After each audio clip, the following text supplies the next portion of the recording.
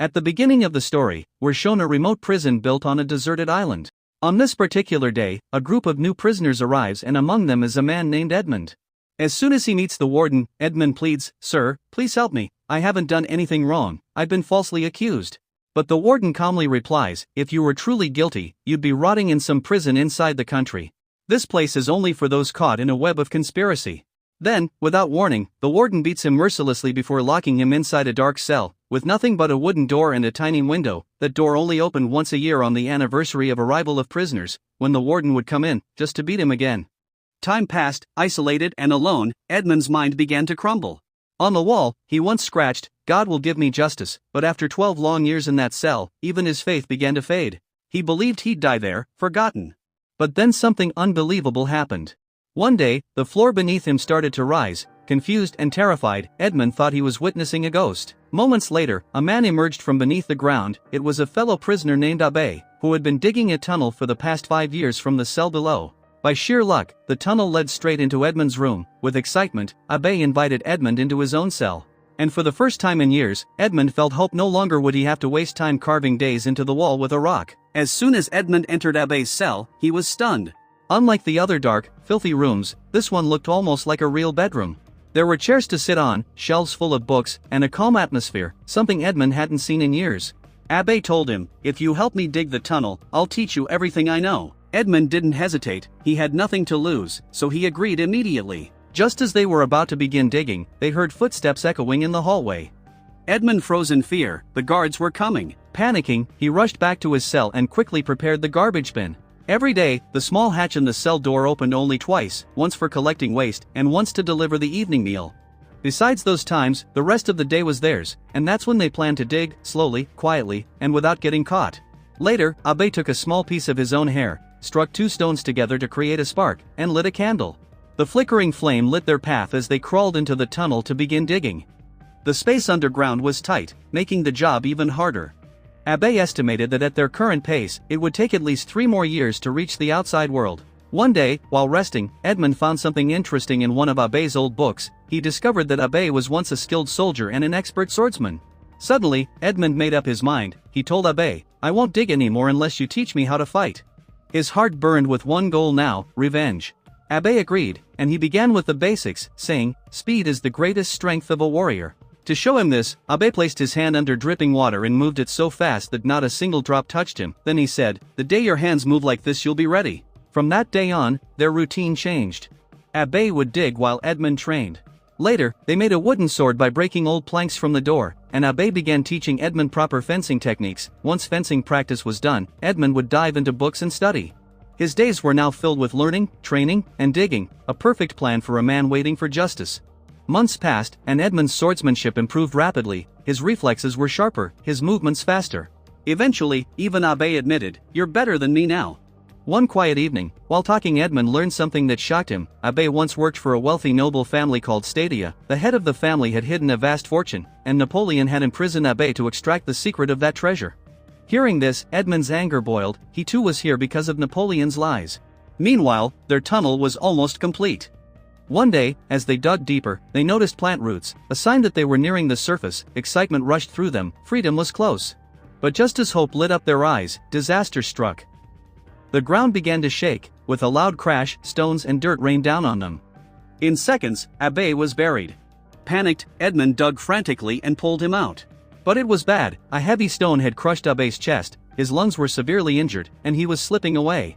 In his final moments, Abbé whispered weakly, "There's a book, under the stone, in my cell, look beneath it." Edmond rushed back and found the book. Hidden beneath it was a map, the map to the treasure that had led to Abbé's imprisonment. Edmond stared at it in disbelief. With his last breath, Abbé made him promise, "Use this wealth for good, don't fall into darkness." Edmond held his hand and nodded.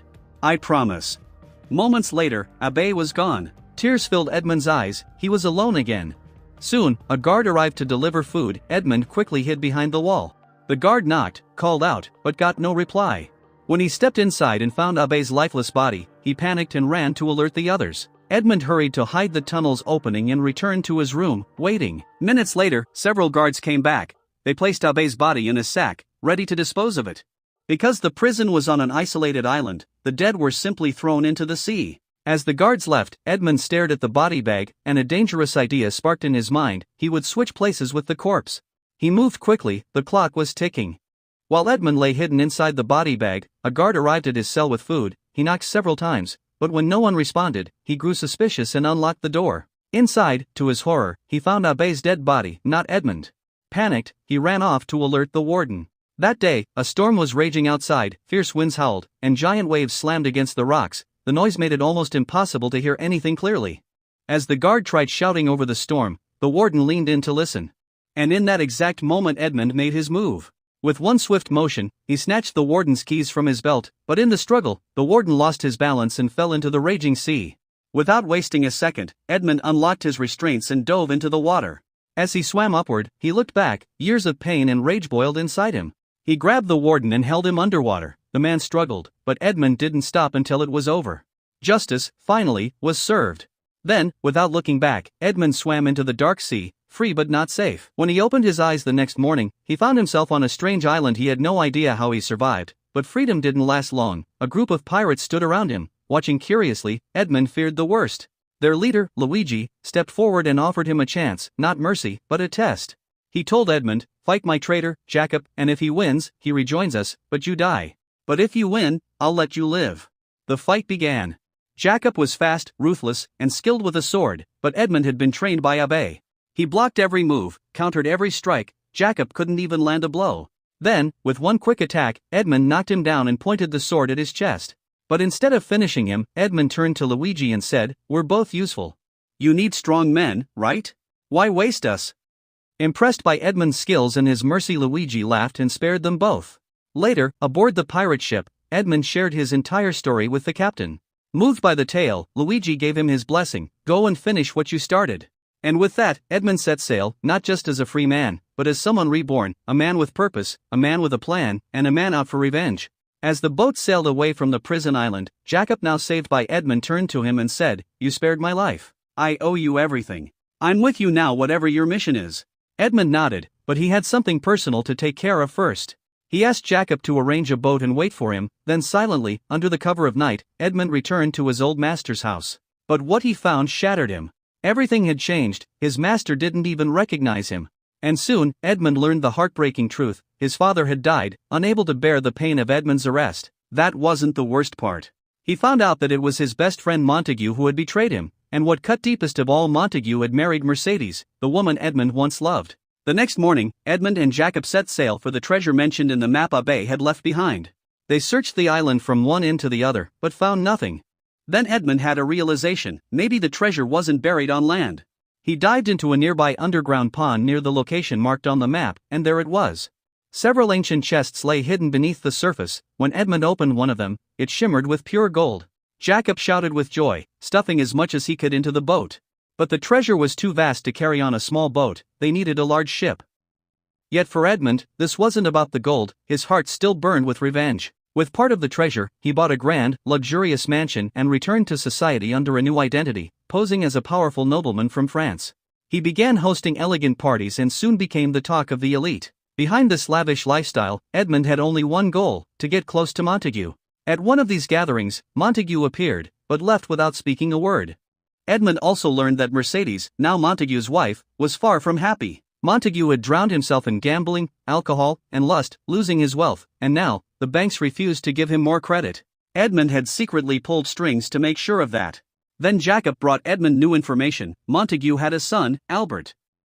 Edmond saw an opportunity. With the help of his allies and a few skilled actresses, he staged a fake kidnapping of Albert, only to rescue him heroically. Albert, overwhelmed with gratitude, saw Edmond as a savior. "You saved my life," he said. "Please come to my birthday next week. I want the world to meet the man who rescued me." At first, Edmond declined with grace, but eventually, he accepted. And so, on Albert's birthday, fate completed its circle.